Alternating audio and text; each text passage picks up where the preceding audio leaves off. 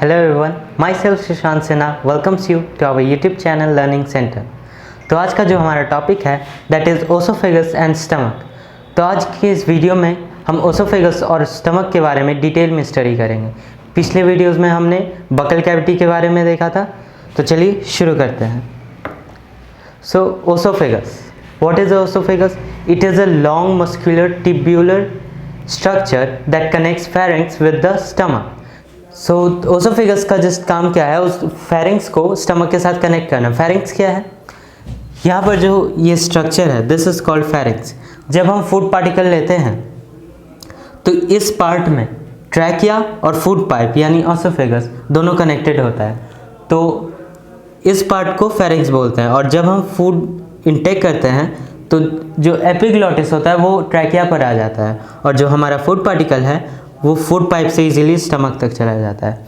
और इस बीच में ओसोफेगस का जो वॉल होता है, इनर वॉल, उसमें म्यूकस का लेयर प्रेजेंट होता है। वो क्या करता है, वो जो फूड पार्टिकल है वो क्योंकि सलाइवा के साथ मिक्स है तो वो एक बोलस है, तो उसको म्यूकस के साथ लुब्रिकेट करके ताकि वो इजी पैसेज से ट्रांसपोर्ट होकर अपना स्टमक तक पहुंच सके। और इस प्रोसेस में जो सलाइवरी अमाइलेज अपना काम करते रहता है, that is digestion of starch up to 30 to 40% वो चलता रहता है। और ओसोफेगस में कोई भी डाइजेस्टिव ग्लैंड्स नहीं होते हैं। और अगर हम देखें इस ओसोफेगस को, तो जो प्रोसेस होता है फूड पार्टिकल को जाने का उसको बोलते हैं peristalsis movement. So what is peristalsis movement? The rhythmic contraction and relaxation of osophagus so that the food particle can easily go to the stomach is known as peristalsis movement। अब यहाँ पर हम देख सकते हैं ये जो फूड पार्टिकल आया, तो यहाँ पर जब वो फेरिंक्स से जाता है तो ये जो फूड पाइप होता है वो कंट्रैक्ट हो जाता है, so that the food pipe would be swallowed to the stomach। और एक बार कॉन्ट्रैक्शन के बाद फिर ये रिलैक्स हो जाता है। फिर नेक्स्ट जब फूड पाइप यहाँ आता है तो यहाँ पर कॉन्ट्रैक्शन हो जाता है, फिर यहाँ पर रिलैक्सेशन होता है, फिर कॉन्ट्रैक्शन। तो इस प्रोसेस को पेरिस्टालसिस मूवमेंट बोलते हैं। सो नेक्स्ट है हमारा stomach. Stomach is a J shaped muscular structure which connects our oesophagus with our small intestine. तो you can see in this figure, here is our stomach and it connects oesophagus with small intestine. So when food particles comes to stomach by peristalsis movement, suppose this is our food particle, it comes to our stomach by peristalsis movement, it remains in stomach for 4 to 5 hours. Or during this process there are many gastric cells in the inner wall of stomach which secrete gastric juice। और gastric juice क्या होता है? So gastric juice contains HCl hydrochloric acid, mucus and gastric enzymes। HCl का काम क्या होता है, जो भी हमारा फूड है उसमें अगर माइक्रो ऑर्गेनिजम्स है तो उसको किल करना। HCl का एक और काम है जो पेप्सिन, गैस्ट्रिक एंजाइम्स में एक पार्ट आता है पेप्सिन, तो उसके लिए एक बेस्ट मीडियम प्रोवाइड करता है, that is acidic medium. Next है म्यूकस। म्यूकस का काम क्या है? Mucus lines the inner wall of stomach. इससे क्या होता है, जो HCl है वो तो हाईली कॉन्सेंट्रेटेड है, वो हमारे पेट में आता है तो वो हमारे पेट के वॉल को करोड कर सकता है। तो उससे बचने के लिए म्यूकस का लेयर हमारे इनर लाइनिंग ऑफ स्टमक में होता है। Next gastric enzymes. So there are 3 compounds in gastric enzymes. First one is pepsin, next is rennin, and third one is gastric lipase। So pepsin, जब gastric juice आता है तो pepsin अपने active state में नहीं होता है, ये इनएक्टिव स्टेट में होता है। Inactive state of pepsin is known as pepsinogen. Rennin भी इसी तरह अपने एक्टिव स्टेट में नहीं आता है, इनएक्टिव स्टेट, और इसका जो इनएक्टिव स्टेट है उसे हम बोलते हैं प्रोरेनिन, ठीक है। और पेप्सिन, पेप्सिन का काम क्या है? प्रोटीन को डाइजेस्ट करना।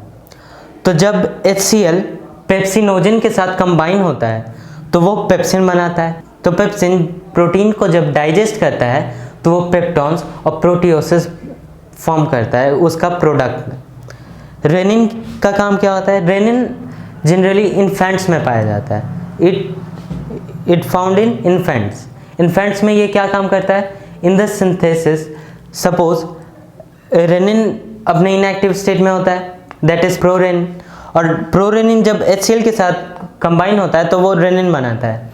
और जब एक टर्म है दैट इज कैशिन, तो कैशिन क्या करता है? कैशिन है क्या? तो जो soluble part of protein in milk, suppose milk, the soluble part of protein in milk is called casein, और वो जब रेनिन के साथ मिलता है तो वो पैरारेसिन बनाता है जो एक इनसॉल्यूबल है। और गैस्ट्रिक लाइपेज, ये भी जनरली इन्फेंट्स में होता है। इनका काम क्या होता है? Digestion of fat. तो स्टमक पार्शियल डाइजेशन में भी काम आता है। नेक्स्ट देते हैं इन सभी का रिएक्शन, ऐसे ही काम आता है। तो फर्स्ट वन है हमारा, when pepsinogen reacts with HCl it forms pepsin. तो हमने ये पहले स्लाइड में देखा, पेप्सिनोजेन ये एक इनएक्टिव स्टेट है, और ये जब HCl के साथ रिएक्ट करता है तो ये क्या? पेप्सिन फॉर्म करता है जो कि एक एक्टिव स्टेट है। नेक्स्ट है प्रोरेनिन, ये भी एक इनएक्टिव स्टेट है किसका? रेनिन का। तो ये जब HCl के साथ रिएक्ट करता है तो ये रेनिन फॉर्म करता है जो कि एक एक्टिव स्टेट में होता है। तो ये जो रिएक्शन है प्रोरेनिन जो HCl के साथ फॉर्म होकर रेनिन बनाता है, तो ये ओनली इन इन्फेंट्स में होता है। ये मेन इंपॉर्टेंट है कि प्रोरेनिन वाला रिएक्शन इन्फेंट्स में होता है, और एक गैस्ट्रिक लाइपेज वाला, रेनिन एंड गैस्ट्रिक लाइपेज, ये दोनों बस इन्फेंट्स में होता है, एडल्ट्स में नहीं होता है। नेक्स्ट देखते हैं डाइजेशन, पार्शियल डाइजेशन जो स्टमक में होता है। फर्स्ट है protein, when protein reacts with pepsin it forms peptones and proteoses. जब भी प्रोटीन, हमारा जो फूड है उसमें जो प्रोटीन होता है, तो वो जब पेप्सिन के साथ रिएक्ट करता है तो वो क्या फॉर्म करता है? पेप्टोन्स और प्रोटियोसिस। नेक्स्ट है कैशिन। कैशिन क्या है? जैसे ये रेनिन का एक रिएक्शन है, तो ये क्या होगा? सिर्फ इन्फेंट्स में होगा। तो इन्फेंट्स क्या लेते हैं? जैसे मिल्क, तो मिल्क क्या होता है? तो उसमें कैशिन, ये जो कैशिन प्रोटीन होता है वो एक सॉल्यूबल प्रोटीन होता है।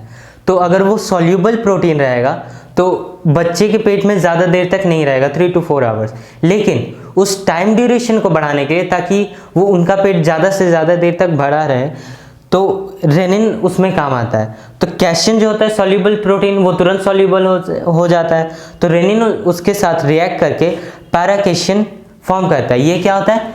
ये बेसिकली इनसॉल्यूबल होता है।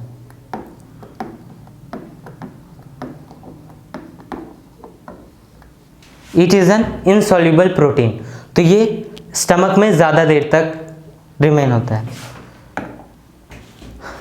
सो नेक्स्ट देखते हैं फंक्शन ऑफ स्टमक। हमने अभी तक स्टमक का स्ट्रक्चर देखा और उनमें जितने भी रिएक्शंस होते हैं तो उनके बारे में जाना। अब जानते हैं फंक्शन ऑफ स्टमक। तो फर्स्ट है हमारा टेम्पररी स्टोरेज। टेम्पररी स्टोरेज क्या? हमने देखा जब फूड पार्टिकल ओसोफेगस से स्टमक में आता है तो वो 4 to 5 आवर्स रहता है स्टमक में, तो वो क्या करता है? Temporary storage of food. Next is softening of food. Softening of food कैसे?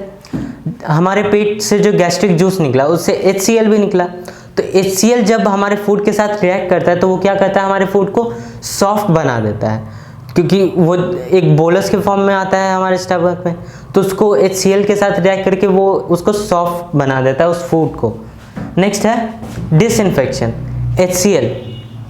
HCl क्या करता है? It kills the micro organism in our food.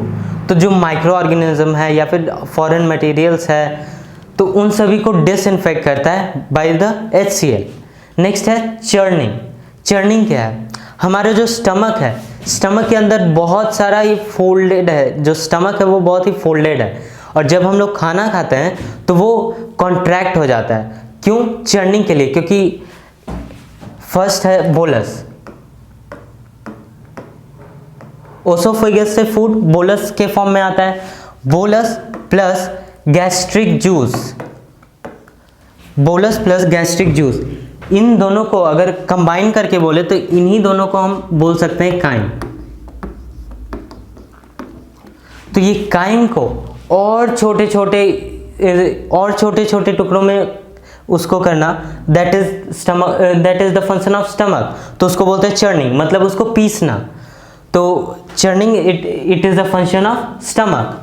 Next है पार्शियल डाइजेशन। अभी हमने पिछले स्लाइड में देखा कितने सारे रिएक्शन होते हैं। पेप्सिनोजन से पेप्सिन बनता है, प्रोरेनिन से रेनिन बनता है, प्रोटीन जब पेप्सिन से रिएक्ट करता है तो पेप्टॉन्स और प्रोटियोसिस बनाता है, और जब कैशियन जब रेनिन के साथ रिएक्ट करता है तो वो क्या बनाता है, पैराकेशियन।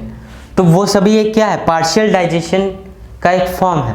तो ये सभी आ गया हमारे फंक्शन ऑफ स्टमक में। तो ये था ओसोफेगस और स्टमक का स्ट्रक्चर और उसका बेसिक फंक्शन। हमारे नेक्स्ट वीडियोस में हम स्मॉल इंटेस्टाइन और लार्ज इंटेस्टाइन का स्ट्रक्चर और फंक्शन देखेंगे। तो आज के लिए बस इतना ही, मिलते हैं हमारे नेक्स्ट वीडियो में। Thank you.